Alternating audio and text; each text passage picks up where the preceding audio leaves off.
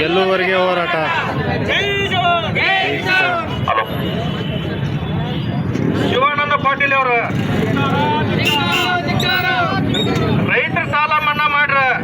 ಇವತ್ತು ಏನು ಅವ್ರ ಅಪ್ಪನ ಮನೆಯಿಂದ ತಂದು ಕೊಡ್ತಾರ. ನಾವು ಪ್ರತಿ ರೈತರು ತೆರಿಗೆ ಹಣ, ನಾವು ಈ ಸರ್ಕಾರನ ನಡ್ಸಾಕ ತೆರಿಗೆ ಹಣ ಪ್ರತಿ ಪೆಟ್ರೋಲ್ ಹಿಡ್ಕೊಂಡು ಎಲ್ಲ ಇವ್ರು ತಿರುಗಾಡೋ ಕಾರ್ ಗಾಡಿ ಇವ್ರಿಗೆ ಮೇ ಮೇಲೆ ಅರಿಬಿ ಸಂಗತಿ ಹಿಡ್ಕೊಂಡ ಇವ್ರ ಪಗಾರ ಹಿಡ್ಕೊಂಡ ನಮ್ಮ ರೈತರಿಂದ ₹100 ತೆರಿಗೆ ಹಣ ಅಂದಿಂದ ಅವ್ರ ಪಗಾರ ತಗೋತಾರ.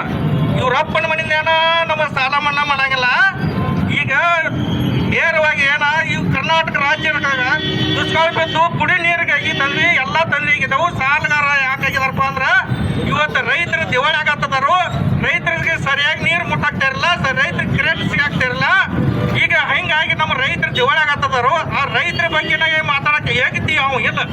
ಯಾಕಪ್ಪ ಅಂತಂದ್ರೆ ಸಕ್ರೆ ಸಚಿವ ಅಟ್ಟದ ನಾವು ಸಕ್ರಿದು ಏನಾದ್ರೆ ಸಕ್ರೆ ಅರ್ಥ ಮಾಡ್ಬೇಕು. ನಾವು ರೈತರು ಸಾಲ ಕೊಟ್ರ ಇವತ್ತು ರೈತರು ಅದನ್ನೇ ಬೇಡ್ಕೊತಾರ್ತೇಳಿ ವಾದ ಮಾಡ್ತಾನವು. ರೈತರು ಅದನ್ನ ಬೇಡ್ಕೊಂಗಿಲ್ಲ.